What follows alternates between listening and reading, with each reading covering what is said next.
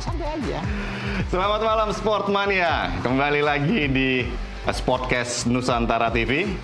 Kali ini bersama saya Marco Tampubolon. Untuk sementara saya menggantikan posisi Boy Noya yang jadi atlet lari saat ini di Bali. Tapi formasinya yang lain lengkap, tidak ada berubah. Masih dengan formasi yang sama, masih ditemani Bang Roni Pangemanan, Siap. Jurnalis senior, analis handal, undit sepak bola, pokoknya klop semuanya di sini. Ampun Marco, ampun. Panutan saya ini, idola saya. Dan kita hari ini, kita tahu kemarin udah ada Garuda Calling, di mana ada 27 nama yang dipanggil oleh Patrick Kluivert untuk dipersiapkan menghadapi 2 laga FIFA Matchday melawan Kuwait dan Lebanon. Nah, untuk membahas ini lebih jauh, kita akan mengorek, kita akan kupas lagi, kita akan dalami lagi ini skuad ini. Bersama makanya kita undang saat ini Bung Harpa, Haris Pardede. Nah, gimana Bung Harpa ini? Dia nih. Ini jagoannya ini di timnas nih. Karena sampai ada A1-nya gitu. Kalau nggak makanya kita biarin aja dia yang ngomong. Betul. Ya kan? Kita tenang aja. Betul. Kita panjang-panjang kan. Kalau nggak lewat Bung Harpa, bukan A1 kan? Ya. Kalau saya A1, jadi A2. Bung Ropan A0 ini. Lebih tajam lagi. A setengah. Betul. Nah, ini ada dua di sini. Pundit kita ada 2 analis sepak bola kita. Kita akan bicara soal timnas dan kita gas nih timnas ini. Karena kita mau kupas dulu nih gimana kira-kira kekuatan 27 pemain ini untuk menghadapi Kuwait dan Lebanon. Nah, Bang Ropan, kira-kira pertama-tama nih. Catatan Bang Ropan dulu dari 27 nama ini. Apa yang bisa Bang Ropan ambil nih catatan? Iya.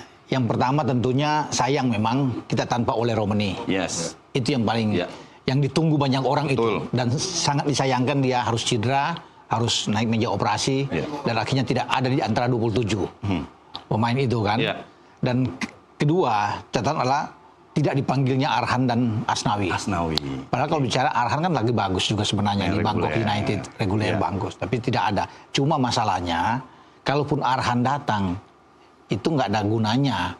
Dia berada di posisi bek kiri, terlalu menumpuk di sana kan, dan pasti dia tidak akan bermain. Tidak mungkin menggantikan Calvin Verdong, ada Dean James, ada Sain Patinama. Itu saya pikir yang menjadi pertimbangan oleh Patrick Kluivert tidak memanggil dia. Asnawi juga kan tadinya diharapkan, tapi tidak bisa bermain. Mungkin di sana ada Sandy Walsh, ada Kevin Dix, sehingga agak sulit ya. Persaingannya cukup sulit. Tapi memang banyak, kalau bisa dilihat, banyak juga netizen, pengamat sepak bola kita mengharapkan ya kalau bisa ya dari banyak yang dari sana, dari luar. Dari luar. Ya. Dan catatan yang terakhir buat saya sebelum Bang Harpa akan ambil alih pembicaraan pada hari ini, malam ini adalah di antara semua pemain itu kan ada 15 abroad. 11 Liga Super.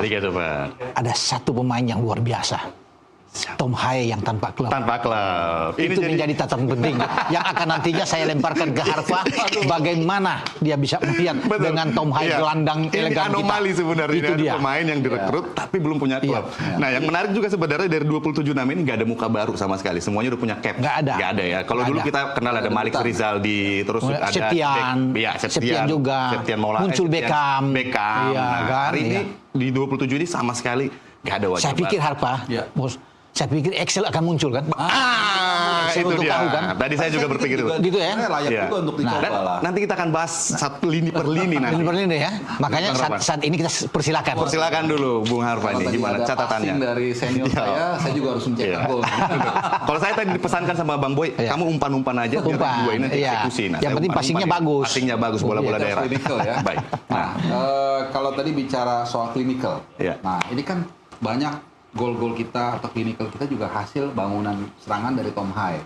Tadi Bung Ropan sudah menyinggung juga soal Tom Haye. Memang ini menarik ya. Mungkin salah satu dalam sejarah kita ada pemanggilan pemain tapi tanpa klub. Tanpa klub ya. Ini unik ya. Dulu ada kejadian seperti ini waktu dualisme dulu kan. Itu kan anomali ya. Ini sisi lain. Iya betul. Kita soal udah bicara Paul Soldata. Jago-jago banyak. Tapi kita bicara yang sisi lain. Jadi ini menarik nih. Nah, jadi saya lihat ini Tom Haye udah jadi orang Indonesia sekali dia. Artinya last minute.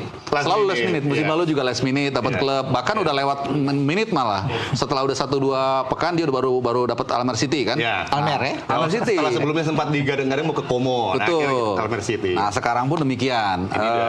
Bursa transfer bulan awal September. Ya 1-2 September lah. Kan 31 kalau nggak salah jatuhnya hari Sabtu. Iya.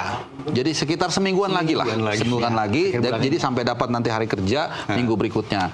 Nah, meskipun informasi terakhir dari agennya mengatakan ada kemungkinan dia ke Bangkok United maupun Persib. Ya, ini yang perlu diperhatikan. Tapi belum ya, baru negosiasi. Ini masih rumor. Masih rumor. Tapi agen. Tapi ini ada screenshotnya. Ada screenshotnya. Nah, berarti kan udah agak. Cuman kan banyak pertimbangan tentu kan, mungkin soal gaji, soal mungkin nanti tinggalnya begitu, macam-macam lah. Kita mesti menghargai.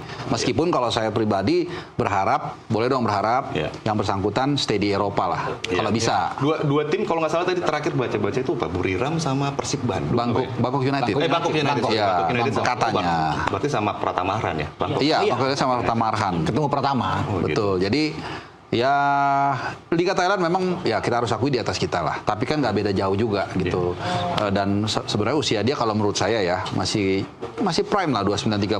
30. Masih bisa 2-3 tahun lagi. Jadi agak sedikit disayangkan. Tapi balik lagi soal Garuda Calling atau Garuda memanggil. Yang menarik juga tadi sudah saya sempat dengar Bung Ropan mengatakan ada 11 pemain lokal. Ini kalau dipresentasikan 40%. Dari Super League. Kita bukan bicara lokal diaspora, enggak. Yang main, jadi kayak Jordi Amat itu hitungannya Super League. Itu 40%. 40%. Ini kan relatif banyak ya. Ya dibanding era-era sebelumnya. Iya. Di era Sintayong sampai awal Kluivert pun setahu saya ini paling banyak. Malah saya pikir itu 13. Iya. Karena ada 1-2 pemain yang kalau Excel masuk atau Septian masuk kan. Malik Rizali masuk kan bisa 13 itu. Di antara itu kan. Cukup banyak dan saya rasa ini juga bagian dari apresiasi Patrick Kluivert dan timnya untuk menghargai yang memang mampu. Tapi kedua tentu tantangannya nanti tanggal 5 sama tanggal 8. Berapa banyak dari mereka yang akan bermain dan nanti tanggal 8 dan 11 Oktober berapa banyak dari mereka yang akan dipanggil ke Saudi. Ya berarti kan 27 pemain dipanggil masuk daftar susunan pemain biasanya 23 ya. Berarti akan ada sekitar 4 pemain yang nanti nggak masuk DSP. Ya, dan dari 23 itu nanti siapa yang starter? Ya, karena nggak mungkin kiper, karena kiper cuma bawa 3 nih. Betul. Ya. Cuma ada Hernando Ari, Nadio, sama Emil Audero. Ya. Nah, tadi menyinggung Tom Hai juga, masih karena sempat disinggung Tom Hai. Menurut Bang Ropan, tanpa klub itu pengaruh nggak sih sebenarnya? Ya pengaruh soal dia kebugaran dia. Terlepas dia harus bisa menjaga kondisi dia kan. Dia harus mungkin pagi lari. Tapi lebih bagus kalau ada klub. Dia bisa tahu, dia bisa bermain sana kan, makanya jam bermain itu kan dia dapatkan. Paling tidak percaya diri juga kan. Kalau dia tidak ada klub ya, dia cuma harus latihan terus. Beda kalau sendiri ya. Beda. Walaupun dia punya pelatih khusus, pelatih fisik, tapi lebih baik kalau dia dalam satu klub. Itu kan sudah terjadwal dengan baik. Latihannya kapan, pagi, sore atau malam kan. Dia tertata dengan baik. Untuk mau gymnya bagaimana. Jadi dia bisa lihat, dia bisa bermain. Ya terus bermain 30 menit, tapi kan dia bisa ukur di situ. Iya, tapi ngomong kita harus dorong Tom Hai untuk segera dapat klub. Karena apa? Kalau dia nggak dapat klub, jadi podcaster bahaya gitu. Nah, kalau Marco dorong dia jatuh, jangan dorong. Ya. Harus disemangati. Kita harus bikin dia dapat semangat. Kalau nggak dia jadi podcaster kita lewat. Iya. Dan gini juga ya. Kenapa ini tadi related? Saya selalu menerima umpan dari Bung Ropan nih. Karena tadi bicarakan bagaimana Tom Hai itu penting dapat klub. Kenapa? Kebugaran. Tadi kata pertama yang muncul ada kebugaran. Kenapa? Karena tantangan ini ada 3 red flag untuk kita nanti main di Saudi. Pertama. Tentu cuaca kita semua tahu di sana panas Oktober. Tapi ada kontradiktifnya di saat yang sama para pemain Saudi ini banyak yang bermain di liga lokal. Jadi mereka udah aklimatisasi udah aman tuh. Udah aman. Udah aman. Mereka udah berbulan-bulan main di tempat mereka sendiri. Cuaca udah nggak ada isu. Kita masih harus aklimatisasi juga. Dan yang ketiga, sebagian kita sepakat backbone kita adalah pemain diaspora yang main di Eropa. Oktober itu udah dingin, Marco. Artinya dia akan datang ke Saudi yang mungkin di sana udah 8 derajat, di situ 35. Wah, ini jadi aklimatisasinya akan lebih susah lagi. Betul. Karena dia dari iklim dingin ke iklim yang memang kita lanjutlah panas gitu. Dan berarti pilihan untuk tampil di Gelora Bung Tomo ini masuk akal nggak sih sebenarnya? Karena katanya kan sebenarnya untuk aklimatisasi juga. Sebenarnya kalau saya boleh berpendapat menurut saya harusnya away aja. Harusnya away, bahkan ya ke Kuwait atau ke UAE terserah. Ya, karena di sana cuacanya udah lebih mirip. Gitu. Dan mentalitasnya yang kedua juga kita tahu kan dalam 2 tahun terakhir kurang lebih kita hanya 1 kali menang away di Midin. Round 2. Oh iya, itu yang menang 3 kan? Nah, menang 3-0. Artinya kalau kita main away, sebenarnya ada 2 isu yang bisa kita coba tes di sana. Mentalitas ketika main away dan juga cuaca yang nanti akan ekstrim. Kita pernah punya pengalaman buruk berbicara dengan away ini di 2010. Kita cuma kalah 1 kali di final, Mainnya di Malaysia 3-0. nggak jadi juara. Iya. Jangan sampai kayak gitu juga. Tapi ya kita tentu saja pasti PSSI udah berpikir lah tentang gimana menyesuaikan nanti aklimatisasi cuaca dan segala macam untuk para pemain. Cuman yang menarik juga sebenarnya bahwa away ini juga sangat dibutuhkan pemain karena memang ya itu tadi ya, kita cuma baru menang 1 kali. Kalau di putaran ketiga kita nggak pernah menang. Nggak pernah menang. Hanya di round 2. Kecuali draw kan lawan Bahrain itu kan 2-2 sama Arab juga. Satu sama. Satu sama gitu. Selebihnya memang kita nggak menang.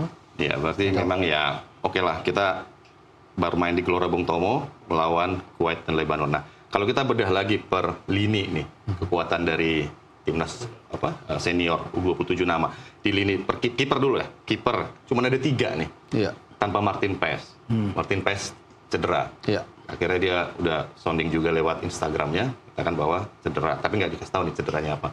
Nah, kalau Bang Ropan melihat komposisi 3 kiper ini, gimana? Saya pikir nggak ada masalah ya dengan Martin Paes tidak bisa bermain ya. Masih ada Emil kan. Iya. Dan ini kan Garuda Championship Series yang dinamakan ya. Iya. 3 negara dan Nadeo juga sama.